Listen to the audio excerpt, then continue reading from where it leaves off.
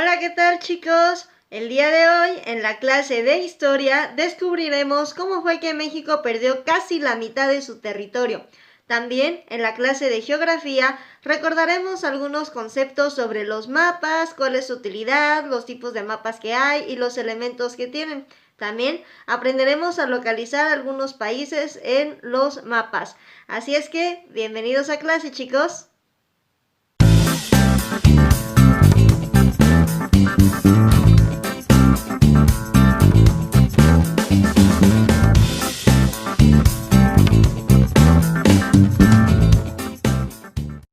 Como ya te lo había adelantado en el primer video, hoy en la clase de historia vamos a ver cómo fue que México perdió casi la mitad de su territorio.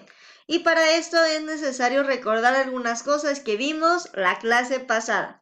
Por ejemplo, ¿recuerdas que te platicaba que Estados Unidos planeaba ampliar sus fronteras y tenía el ojo puesto en la provincia de Texas? Es decir, él quería apropiarse de Texas, que en ese entonces pertenecía al territorio de nuestro país. Bueno, pues en este lugar, en Texas, no vivían muchos mexicanos, por lo tanto, nuestro gobierno permitió que vivieran de forma legal o ciertamente ilegal, algo parecido a algunos estadounidenses. Pero estos empezaron a superar en número a los mexicanos que vivían ahí. Hay que recordar una cosa muy importante para esto. Nuestros compatriotas tejanos compartían su territorio con estadounidenses que habían prometido seguir las leyes establecidas en la Constitución de 1824. Siguiendo estas leyes, ellos podían permanecer ahí de forma pacífica. Sin embargo, como ya eran bastantes, empezó a entrar un poquito más el interés por adquirir esa provincia. Así es que Estados Unidos planteó la idea de comprarla a México, pero como te lo había planteado, México esto lo consideraba como una traición a la patria, por lo tanto siempre se negó. Inclusive empezó a recibir algunas amenazas de los estadounidenses de una posible guerra. Pero a pesar de esto, México siguió negándose y siguió defendiendo el que entonces era su territorio.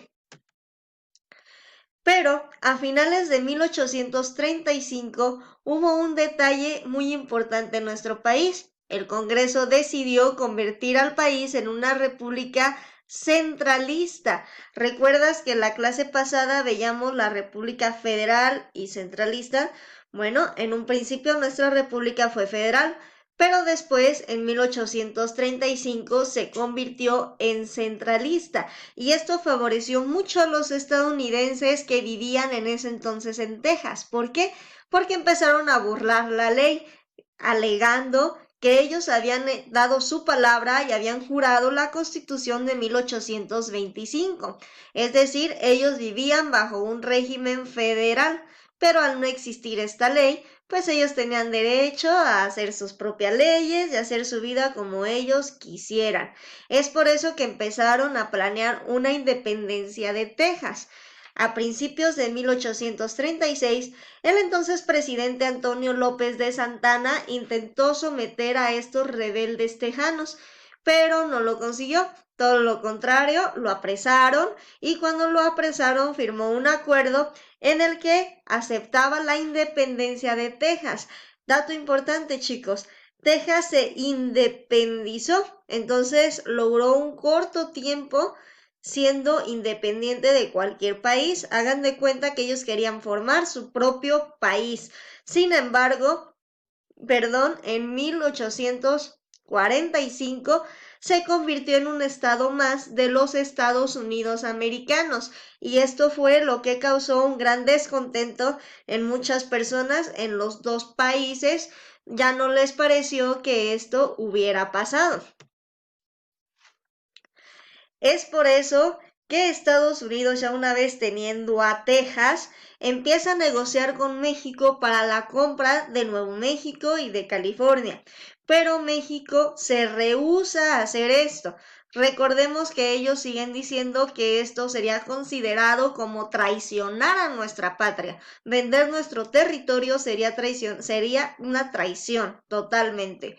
Bueno, pues en mayo de 1846, Estados Unidos declara la guerra a México y empiezan las guerras de ambos países. Esta guerra no es muy mencionada en las escuelas, en las efemérides, a pesar de que sí se estudia y de que sí se ve, casi siempre no le damos hincapié, pero es muy importante porque esta guerra facilitó que nuestro país perdiera casi la mitad de su territorio.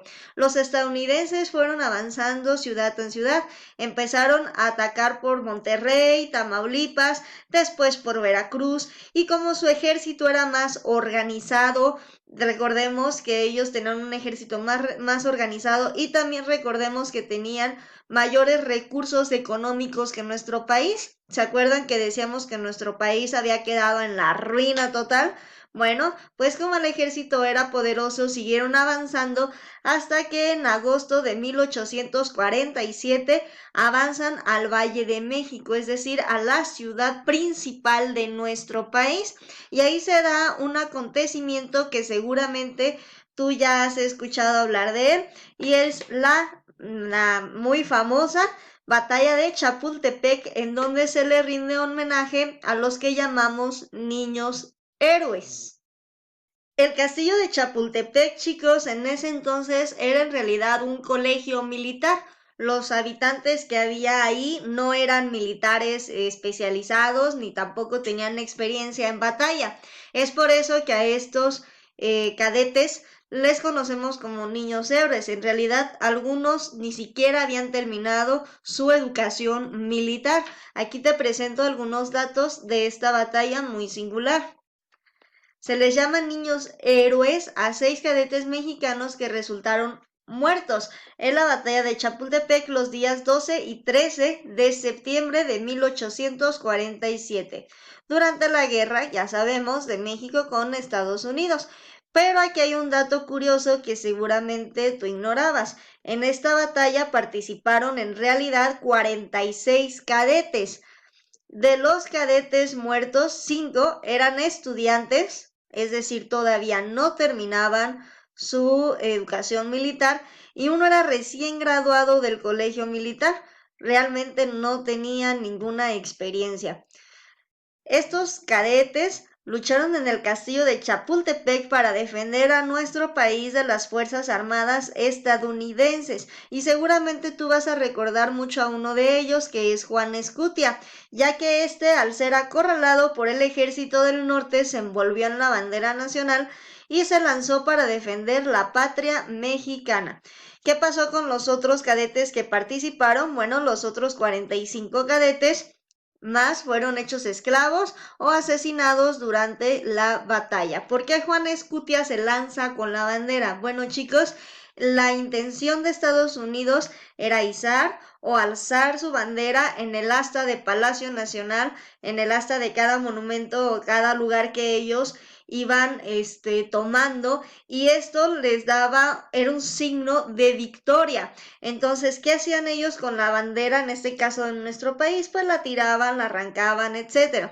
Juan Escutia tenía una excelente identidad nacional, un excelente amor a nuestra patria. Él prefirió que la bandera cayera junto con él al vacío, a que los estadounidenses le faltaran al respeto y la arrancaran para poner la suya de Estados Unidos. Algunos otros datos curiosos de esta batalla de Chapultepec son los siguientes. Se dice que el entonces presidente de Estados Unidos y quien dirigía las tropas, el general Grant, calificó esta guerra como la más injusta de la historia, porque ellos combatieron contra niños, dado que en realidad ellos eran muy jóvenes y no tenían ninguna experiencia militar. El ejército estadounidense ganó cada una de las batallas hasta llegar a la Ciudad de México al final de cuentas. Y a quienes conocemos como los niños héroes sí pelearon en esa batalla, a pesar de que algunas personas te dirán que no y que es un mito, sí pelearon en esa batalla ya que se comprobó que ahí estaban sus cuerpos. Durante el gobierno de Santana, y esto es un dato muy interesante, no se les rindió ningún homenaje hasta el presidente Benito Juárez fue cuando se exaltó o se reconoció esta acción de estos jóvenes. Hubo un sobreviviente, chicos, de estos cadetes que defendieron a el castillo de Chapultepec de los otros 45 cadetes y es Miguel Miramón. Él fue uno de los niños héroes que sí sobrevivió en la guerra de Reforma, sirvió él a las órdenes del general Osoyo, perdón chicos, y una vez que este general murió, él fue nombrado general en el jefe del ejército conservador para después convertirse en el presidente más joven que ha tenido nuestro país a la edad de 27 años. Este es un dato muy curioso. Un niño héroe que sobrevivió a esta batalla fue nuestro presidente más joven que ha tenido nuestro país con tan solo 27 años. Y bien chicos, a pesar de todos los esfuerzos que hizo México y de todo lo que resistió a estas batallas, finalmente el 14 de septiembre el ejército estadounidense alzó su bandera en Palacio Nacional, que es la capital mexicana. Entonces, finalmente, en febrero de 1848 y después de muchas negociaciones para no perder tanto territorio, para hacer las cosas de una forma pacífica, que ya no estuvieran ahí invadiendo nuestro país, se firmó un tratado que se llamó el Tratado de Guadalupe Hidalgo. En él, México acepta la pérdida de Nuevo México y de California y Estados Unidos se comprometió a pagar una compensación de 15 millones de pesos. Es por eso que dicen, porque esto sucedió en el mandato de Santana, dicen que él es un traidor a la patria porque vendió a nuestro país, aunque en realidad no es tanto así. Como vemos, se llegaron a una negociación para no perder tanto territorio, porque los estadounidenses todavía querían más territorio del que ya nos dieron, y no se llegó a una venta, sino a una negociación para que ellos desocuparan nuestro país y volviéramos a la tan anhelada paz, en donde, por cierto, regresamos otra vez con problemas económicos, con muertes que hubo durante la guerra y con un gran reto para los gobiernos siguientes.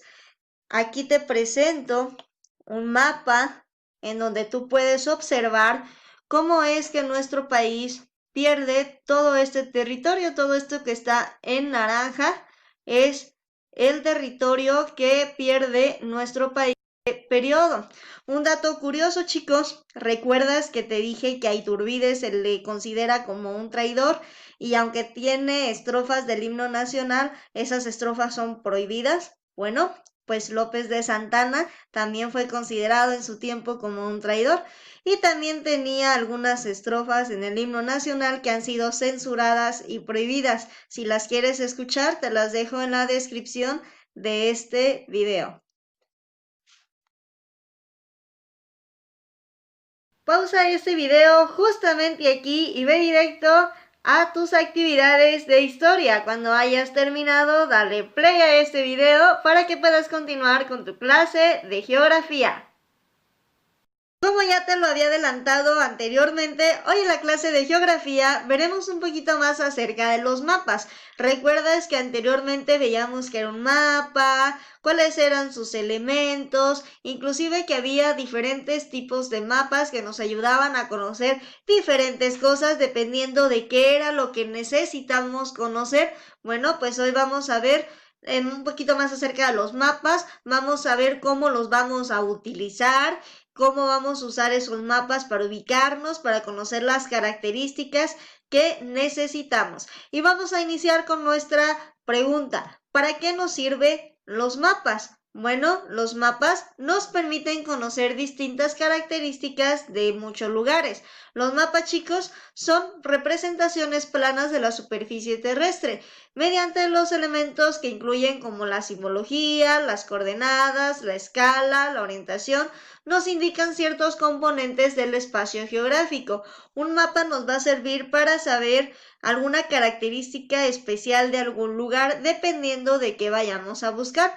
Recordamos que existen diferentes tipos de mapa. Por ejemplo, yo en un mapa de relieve puedo ver en qué país predomina qué relieve, etcétera. Igual en un mapa de flora y fauna, o como veíamos un mapa, ¿te acuerdas de las marcas que había en cada estado de nuestro país? Bueno, pues nos van a ayudar dependiendo de los datos que nos proporcionen, dependiendo de la simbología que incluya, dependiendo de los elementos que existan en esos mapas, nos van a servir para conocer características de nuestros países, de nuestros continentes, de nuestro territorio.